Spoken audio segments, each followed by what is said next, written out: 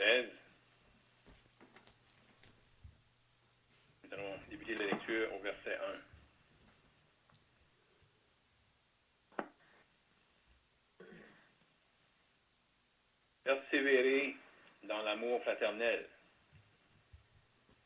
N'oubliez pas l'hospitalité, car en l'exerçant, quelques-uns ont logé des anges sans le savoir. Souvenez-vous des prisonniers, comme si vous étiez aussi prisonniers. De ceux qui sont maltraités, comme étant aussi vous-même dans un corps.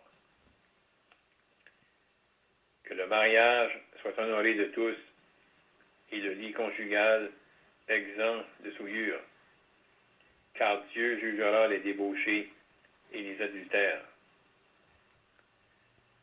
Ne vous livrez pas à l'amour de l'argent. Contentez-vous de ce que vous avez, car Dieu lui-même a dit, « Je ne te délaisserai point et je ne t'abandonnerai point. » C'est donc avec assurance que nous pouvons dire, « Le Seigneur est mon aide. Je ne craindrai rien. Que peut me faire un homme? » Souvenez-vous de vos conducteurs qui vous ont annoncé la parole de Dieu. Considérez quelle a été la fin de leur vie et imitez leur foi. Jésus-Christ est le même hier, aujourd'hui et éternellement. Ne vous laissez pas entraîner par des doctrines diverses et étrangères, car il est bon que le cœur soit affermi par la grâce, et non par les aliments qui n'ont servi à rien à ceux qui s'y sont attachés. Nous avons un autel dont ceux qui font le service au tabernacle n'ont pas le droit de manger. Les corps des animaux dont le sang est porté dans le sanctuaire par le souverain sacrificateur pour le péché sont brûlés hors du camp. C'est pour cela que Jésus aussi, afin de sanctifier le peuple par son propre sang, a souffert hors de la porte. Sortons donc pour aller à lui, hors du camp, en portant son opprobre. Car nous n'avons point ici-bas de cité permanente, mais nous cherchons celle qui est à venir. Par lui, offrons sans cesse à Dieu un sacrifice de louange, c'est-à-dire le fruit de lèvres qui confesse son nom. Et n'oubliez pas la bienfaisance et la libéralité, car c'est à de tels sacrifices que Dieu prend plaisir. Obéissez à vos conducteurs et ayez pour eux de la déférence, car ils veillent sur vos âmes, dont ils devront rendre compte. Qu'il en soit ainsi, afin qu'ils le fassent avec joie, non en gémissant, ce qui ne vous serait d'aucun avantage. Priez pour nous, car nous croyons avoir une bonne conscience, voulant en toutes choses bien nous conduire. On va arrêter là pour la lecture, en priant que Dieu bénisse la lecture de les Saintes Écritures. Donc ici, l'auteur de l'Épître aux Hébreux, après avoir touché plusieurs aspects qui concernent la personne du Seigneur Jésus-Christ, parce que vraiment, le point central de l'Épître, c'est vraiment la personne du Seigneur Jésus et comment il était supérieur à tous les types qui pouvaient être vus sous la loi. Et ici, l'auteur va donner des exhortations aux croyants. Et dans cette portion ici, les premiers versets, si on pourrait dire les 7 premiers versets, ou même les 6 premiers versets, on voit comment l'exhortation qui est donnée ici aux croyants est vraiment en contraste avec ce qui peut être vu dans le monde. Et on sait que les croyants ici, ils étaient environnés du monde, étant eux-mêmes dans le monde, mais ne faisant pas partie du monde. Donc, ils étaient environnés de systèmes religieux, ils étaient environnés de personnes inconverties, de personnes avec toutes sortes de conduites, et eux, étant environnés de ces gens-là, ils sont exhortés à avoir une conduite vraiment différente.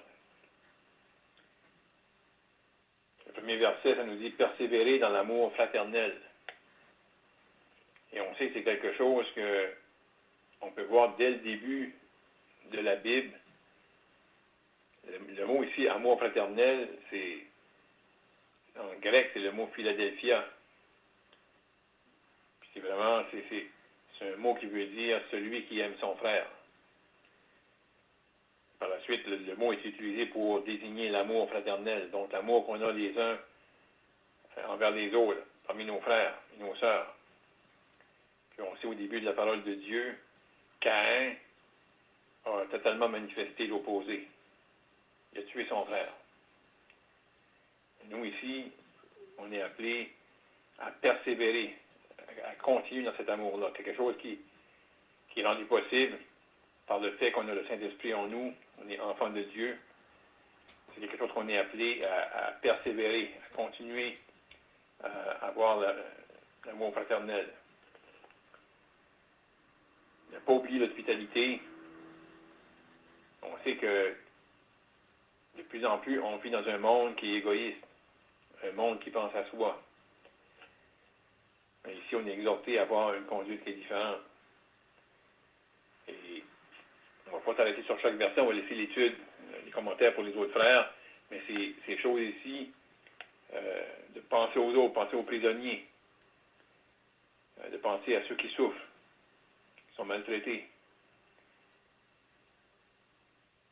On sait que dans le monde, comme on a mentionné, les gens sont égoïstes, les gens vont penser à eux autres mêmes et centrer sur eux, donc penser aux autres, penser à ceux qui sont en prison, penser à ceux qui souffrent, c'est la dernière des choses qu'ils vont faire.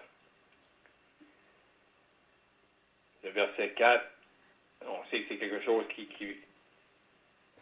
si on pense à les choses qui sont amenées ici, comment le monde est caractérisé par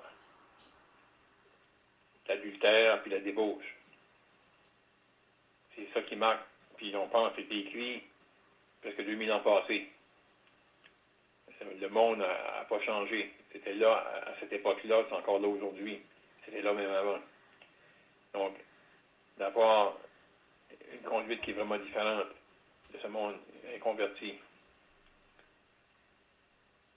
Et vraiment, là, on va juste sauter un peu, mais mentionner au verset, après avoir donné l'exhortation, puis l'exhortation pour les enfants de Dieu.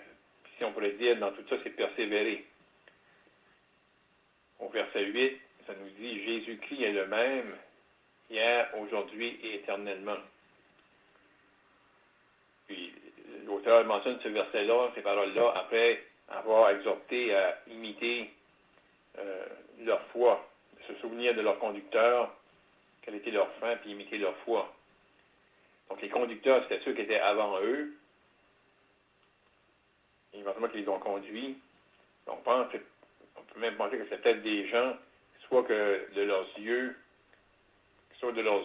dans leur vivant, parce que le Seigneur Jésus était sur la terre, ou même par la suite, c'est des gens qui avaient les regards sur Jésus.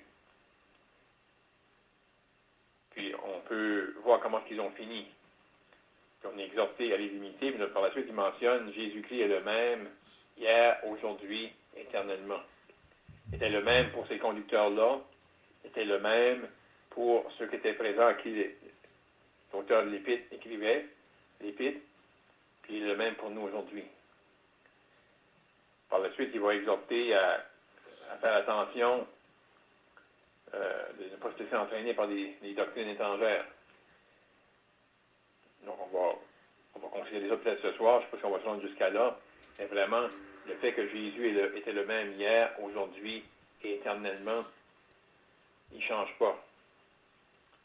Mais on sait qu'il y a toutes sortes de faussetés qui sont enseignées, puis il y a toutes sortes de groupes, même religieux, qui vont embrasser en partie le christianisme, mais qui s'est mélangé avec d'autres choses.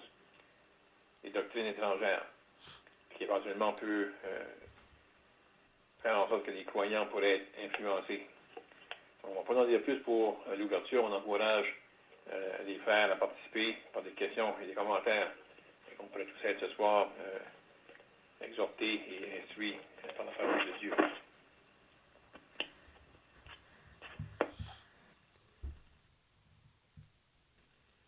On peut voir au début du chapitre qui dit persévérer dans l'amour fraternel. On peut voir là qu'il y avait un relâche. Mais l'auteur de l'Épître dit persévérer dans l'amour fraternel. N'oubliez pas l'hospitalité, car en l'exerçant, quelques-uns ont logé des anges sans le savoir. Persévérance, des choses de Dieu. Et ça a touché mon attention là-dessus, c'est le verset 3. Souvenez-vous des prisonniers, comme si vous étiez aussi prisonniers. Est-ce que ces gens-là avaient oublié la condition qu'ils étaient, comme nous-mêmes, qu'on peut oublier la condition qu'on était? Esclaves et prisonniers du malin. Mais grâce à Dieu, que Dieu nous a délivrés. Nous qui étions prisonniers du malin. De ceux qui sont maltraités, comme étant aussi vous-même dans un corps. Que nos cœurs puissent toucher à la passée. Des fois, on va chercher un passé, mais regarde comment ils vont. Ben, comment est-ce qu'on était, nous autres? On est ce qu'on est par la grâce de Dieu. On était prisonniers du malin. On peut merci à Dieu et passer que Dieu nous a délivrés. Ça nous dit qu'il a sorti hors du camp système religieux, système du monde, en faisant la volonté de Dieu. Pour qui? Pour des pauvres pécheurs tels que nous, qui sommes dans cette étude ce soir.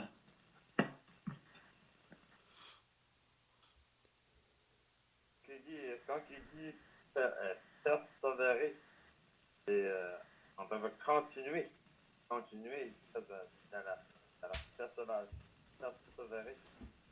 Continuez à vous aimer les uns les autres. C'est un amour fraternel, c'est le vrai amour. C'est vrai qu'on peut s'allonger dans ces choses-là.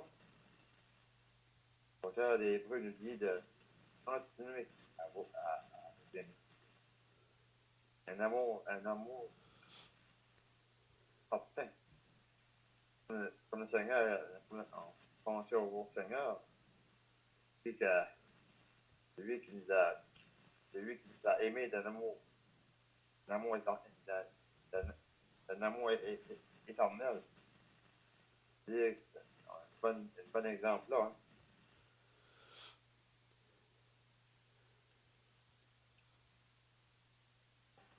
Donc, persévérer dans l'amour fraternel, c'est comme que notre frère a dit au début, c'est l'amour pour nos frères et sœurs dans le Seigneur. Vous savez que Jésus a dit à ses disciples, dans Jean au chapitre 13, de s'aimer les uns les autres, puis c'est à cela que le monde reconnaîtra que vous êtes vraiment mes disciples. Parce que Jésus va faire comprendre aux disciples qu'ils vont être haïs du monde. Donc le monde va vous haïr. Le monde ne va pas vous aimer. Pourquoi? Parce que vous n'êtes plus du monde. Vous êtes toujours dans le monde, mais vous n'êtes plus du monde. Donc de persévérer dans l'amour, c'est comme qui a été dit, c'est un amour qu'on a reçu au salut par le Saint-Esprit. On lit ça dans Romains au chapitre 5. Puis cet amour ici, c'est vraiment l'amour agapé. Puis on croit que tout enfant de Dieu possède cet amour-là. Mais il faut quand même la cultiver, si on peut dire. Il faut l'exercer, cet amour-là, envers nos frères et sœurs en Christ. On sait qu'on est aussi appelé à aimer le monde autour de nous. Même le monde qui nous haït, nous, on est appelés à les aimer. C'est ça que Jésus nous a dit, aimez vos ennemis, priez pour ceux qui vous persécutent, bénissez ceux qui vous maudissent. Donc cet amour ici, c'est un amour que on peut faire du bien à ceux qui nous font du mal. Ça, c'est pas naturel, ça. C'est pas quelque chose de naturel. Puis dans l'épître de Jean, là, Jean nous parle à propos de cet amour-là. Puis peut-être on peut le lire un peu là, dans 1 Jean au chapitre 3. Il dit, car ce qui vous a été annoncé et ce que vous avez entendu dès le commencement, c'est que nous devons nous aimer les uns les autres et ne pas ressembler à Caïn, qui était du malin et qui tua son frère. Puis il nous dit la raison pourquoi est-ce que Caïn a tué son frère. Il dit, et pourquoi le tua-t-il? Parce que ses œuvres étaient mauvaises et que celles de son frère étaient justes. Donc Caïn ne pouvait pas accepter que Dieu n'avait pas accepté son offrande. Mais l'offrande de Caïn, c'était une offrande qui venait de ses propres mains ou ses propres œuvres. C'est la raison pourquoi est-ce que Dieu ne l'a pas accepté. Tandis que Abel, lui, il a pris un animal de son troupeau. Donc on peut voir que Abel, par la foi, il pouvait voir celui un jour qui allait venir, là, l'agneau de Dieu pour ôter les péchés du monde. Donc, on voit que Caïn, après que Dieu lui a parlé, il a refusé de se repentir, il a voulu continuer dans sa propre voie. Donc, c'est la raison pourquoi est-ce qu'il a tué son frère. Parce qu'il n'accepte pas vraiment ce que Dieu lui disait, là, de sens. Puis, quand il dit au verset 13, ne vous étonnez pas, frères, si le monde vous haït. Donc, il le répète ici, Jean, que le monde va vous haïr. Puis la raison, c'est parce qu'ils ne connaissent pas Dieu. C'est ça qu'on lit ailleurs.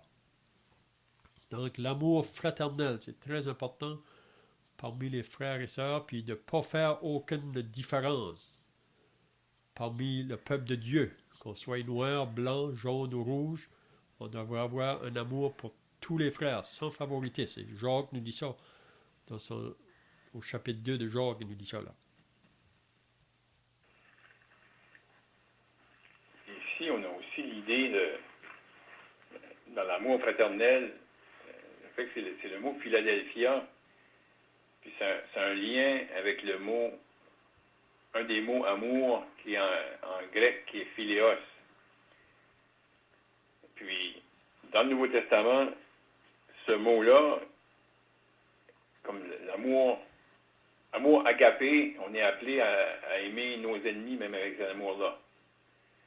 Mais l'amour philéo, on n'est pas appelé à aimer nos ennemis avec le mot philéo. On est appelé à aimer nos frères.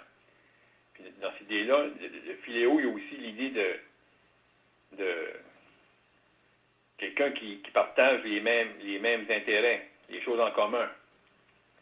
Et on sait ici que les frères, le fait qu'on est exhorté à persévérer dans l'amour fraternel, comme que c'est dit, c'est les frères dans la foi, les frères et sœurs dans la foi, on a quelque chose en commun.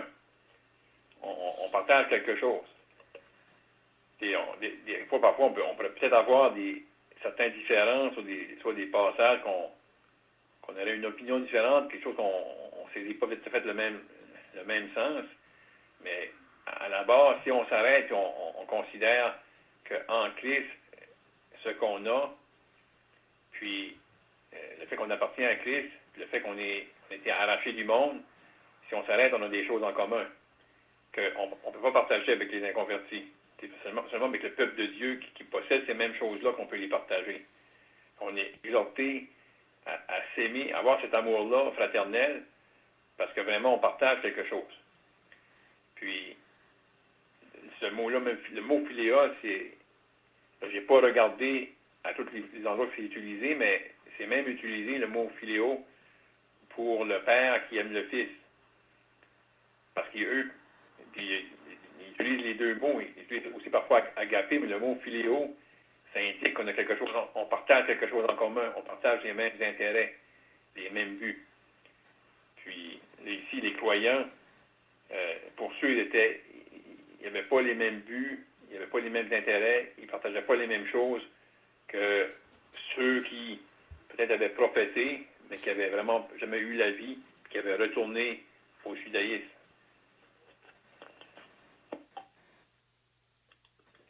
Comme le mot amour, dans le monde aujourd'hui, là, c'est pas un mot qu'on entend souvent.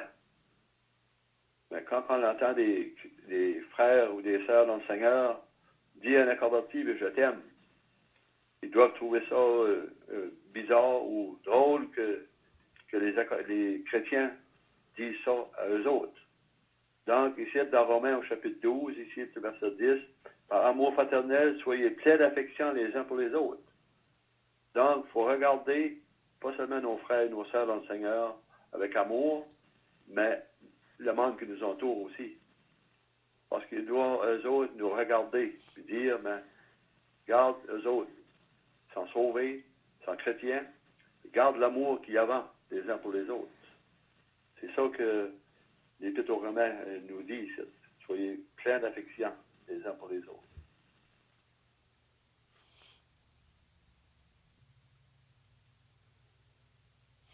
Parce que l'amour, c'est l'accomplissement de la loi.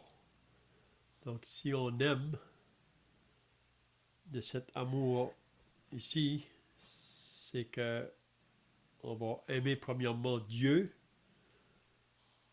Donc, le premier plus grand commandement, tu aimeras le Seigneur ton Dieu de tout ton cœur, de toute ton âme, de toute ta force et de toute ta pensée. Et le deuxième est ton prochain comme toi-même. Donc, l'amour, c'est l'accomplissement de la loi. Si on aime, on va premièrement le manifester envers Dieu.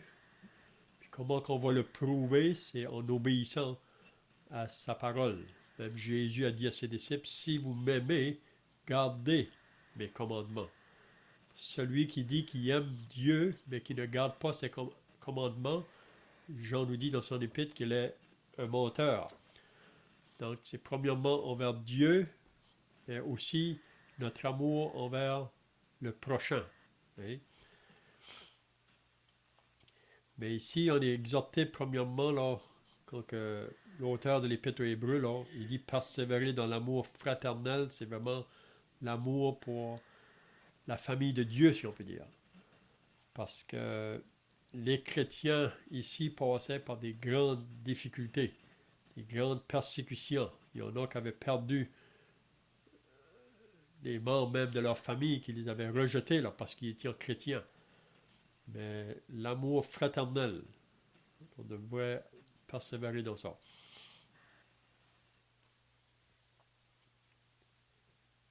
Donc, probablement, vous vous rappelez que la définition de cet amour-là est mentionnée dans 1 Corinthiens 13. Oui.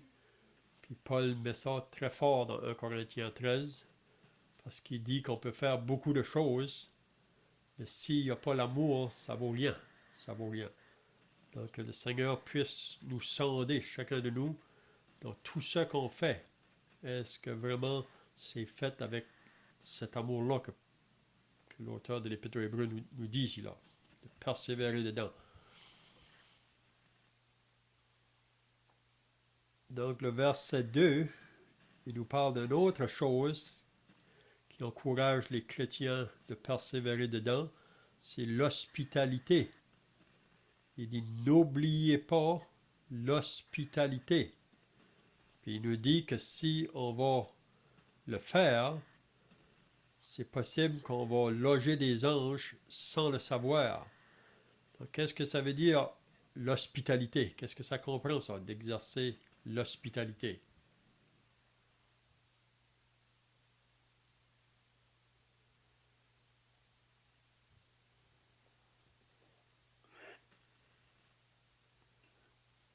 Comme exercer l'hospitalité, c'est-il pourvoir aux besoins des saints, qu'on peut dire dans Romains au chapitre 13, Romains chapitre 12, verset 13. C'est ça. L'idée de l'hospitalité, c'est qu'on devrait avoir nos maisons ouvertes pour les croyants qui peuvent passer par des grandes difficultés, même qu'il y en avait dans ces jours-là qui avaient perdu leur bien vraiment, leur maison. Donc d'autres chrétiens étaient prêts à ouvrir leur maison pour les recevoir chez eux. Même Pierre nous dit la même chose dans son épître au chapitre 4. Exercez l'hospitalité les uns envers les autres sans murmure. Donc on est appelé à faire ça sans murmure. Probablement vous vous rappelez des exemples que nous avons dans la parole de personnes qui ont exercé l'hospitalité envers d'autres personnes. Est-ce que vous pouvez vous rappeler des exemples qu'on voit dans la Bible?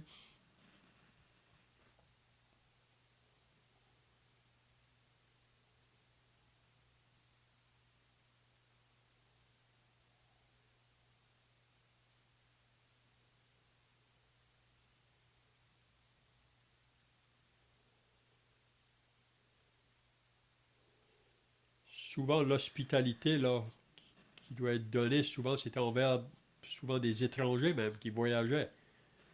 On a l'exemple d'Abraham. Si vous lisez dans Genèse au chapitre 18, Abraham un jour était assis en avant de sa tente là, dans une après-midi qui faisait très chaud.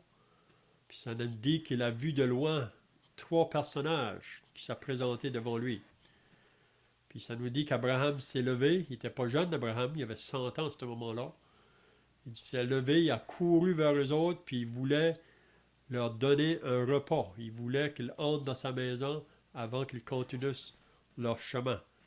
Puis si vous vous rappelez, là, il était couru de sa tente pour dire à Sarah de préparer un repas. Et donc ça, c'est l'hospitalité. Et on veut inviter des personnes à être chez nous, si on peut dire, là, dans nos maisons.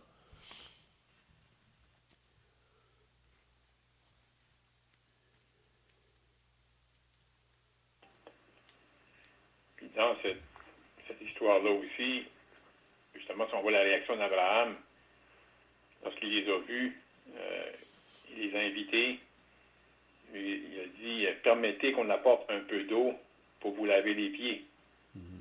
Et reposez-vous sous cet arbre.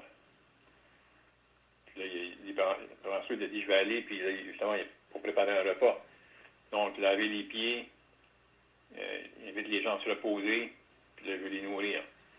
Donc, ça couvre un peu la sphère de l'hospitalité. C'est donner des soins. Comme Léon a dit, la maison est ouverte, mais pour donner des soins au peuple de Dieu. Puis, il faut penser comme à l'époque, on peut peut-être penser que le besoin était plus grand, mais le besoin est toujours là. Il va y avoir des enfants du peuple de Dieu ils vont voyager, qui vont venir près de nous, puis c'est d'être ouvert, de prier, puis justement de saisir l'occasion lorsqu'elle se présente. Puis parfois, si on est exercé, comme que c'était soulevé, il y en a qui ont logé des anges sans le savoir. Mais peut-être nous puis ils l'ont fait sans le savoir, justement, ils n'ont pas exercé l'hospitalité parce qu'ils savaient que c'était des anges qui étaient là. Mais ils étaient exercés l'hospitalité, puis comme ça, sans le savoir, ils ont même logé des anges.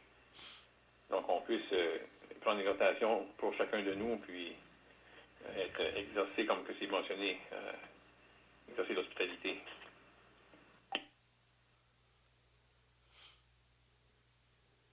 Il y a un autre exemple qui me vient à l'idée, c'est la femme de Sonem.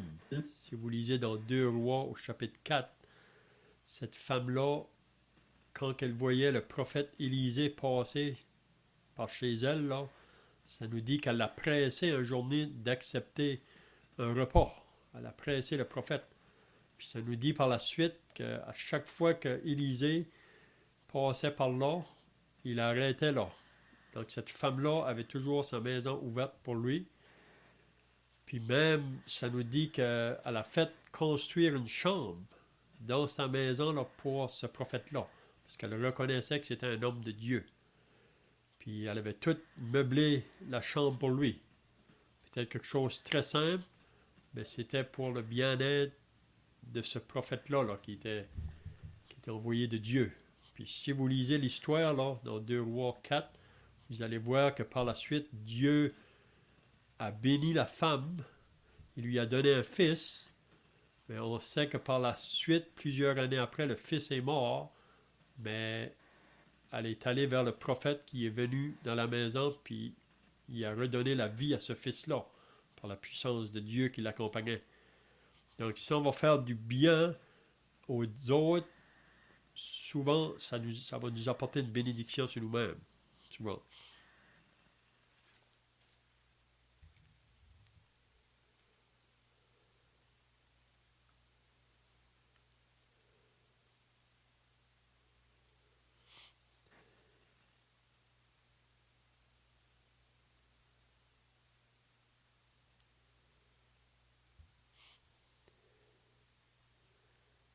Il y a un autre exemple aussi, vous pourrez regarder ça vous-même, c'est dans la 3e épître de Jean, en parlant de Gaius. Si vous lisez à propos de Gaius, c'est un homme qui avait un bon témoignage envers les croyants autour de lui. Puis on lit au verset 5 de la 3e épître, là, Bien-aimé, tu agis fidèlement dans ce que tu fais pour les frères, et même pour des frères étrangers, lesquels ont rendu témoignage de ton amour en présence de l'Église. Tu feras bien de pourvoir à leur voyage d'une manière digne de Dieu, car c'est pour le nom de Jésus-Christ qu'ils sont partis, sans rien recevoir des païens. Nous devons donc accueillir de tels hommes afin d'être ouvriers avec eux pour la vérité. Donc Gaius était aussi un homme dans lequel sa maison était ouverte pour recevoir les frères étrangers même.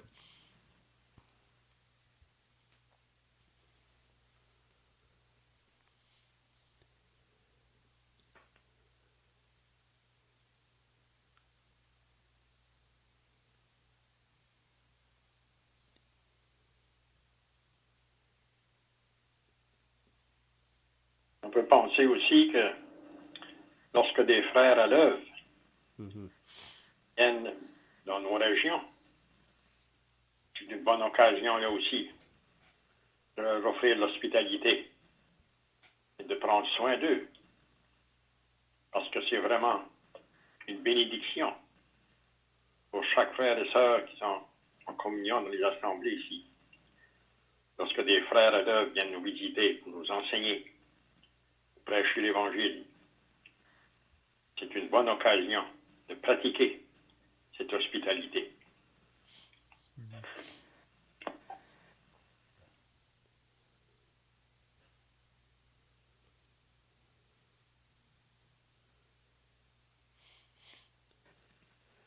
Peut-être qu'on pourrait terminer avec le verset 3, quand il nous dit, là, souvenez-vous des prisonniers. Donc, ici, ces prisonniers à qui il devait se souvenir, c'était des personnes qui étaient en prison pour la cause de Christ. Vous savez, il y a des chrétiens au début de l'Église qui ont été grandement persécutés, emprisonnés, maltraités. Puis on sait qu'encore aujourd'hui, il y a dans le monde des chrétiens qui sont dans les prisons à cause de Christ. Si on va en Chine ou la Corée du Nord, on dit que c'est les 2 pays les plus où les chrétiens sont plus persécutés dans le monde. Il y a d'autres pays, mais ces 2 pays-là surtout. Donc, on peut confesser qu'on manque souvent de prier pour ces frères-là qui sont dans les prisons. Mais beaucoup aujourd'hui sont dans les prisons à cause de leur foi. Donc, souvenez-vous des prisonniers, comme si vous étiez prisonniers avec eux. Ensuite, il parle de ceux qui sont maltraités comme étant aussi vous-même dans un corps. Donc, la persécution physique. Aujourd'hui, nous, on a une persécution, mais ce n'est pas du côté physique, mais ça pourrait arriver là. Ça peut changer bien vite. Ça prend juste un changement de gouvernement, puis ça pourrait arriver. Mais c'est bien de prier pour nos frères qui sont en prison présentement. Frères, même des sœurs.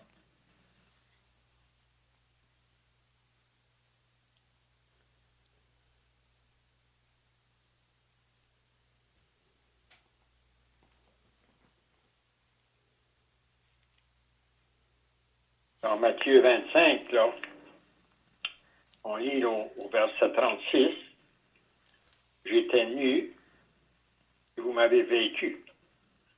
J'étais malade et vous m'avez rendu visite. J'étais en prison et vous êtes venus vers moi. Les justes lui répondirent, Seigneur, quand avons-nous vu avoir faim? T'avons-nous vu donner à manger ou avoir soif? Et t'avons-nous donné à boire? Quand avons-nous vu étranger? Et t'avons-nous recueilli ou nu? Et t'avons-nous vêtu? Quand avons-nous vu malade ou en prison? Et sommes-nous allés vers toi? Et le roi leur répondit, je vous le dis en vérité, toutes les fois que vous avez fait ces choses à l'un de ces plus petits de mes frères, c'est à moi que vous les avez faites. Donc, c'est clair. Qu'est-ce que c'est que ça veut dire?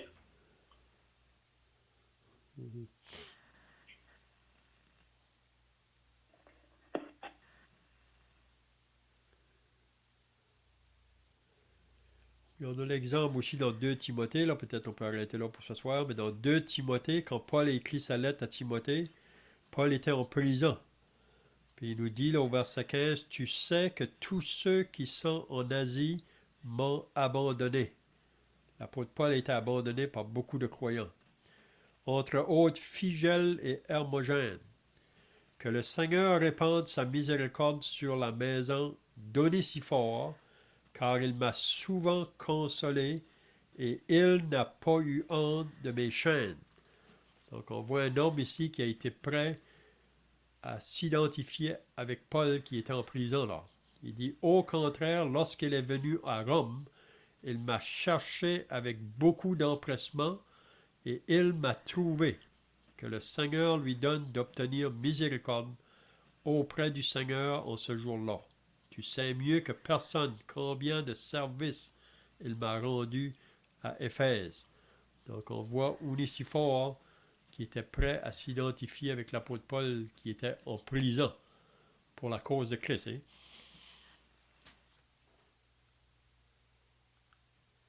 Donc je ne sais pas si les frères ont d'autres choses à ajouter là, avant de terminer.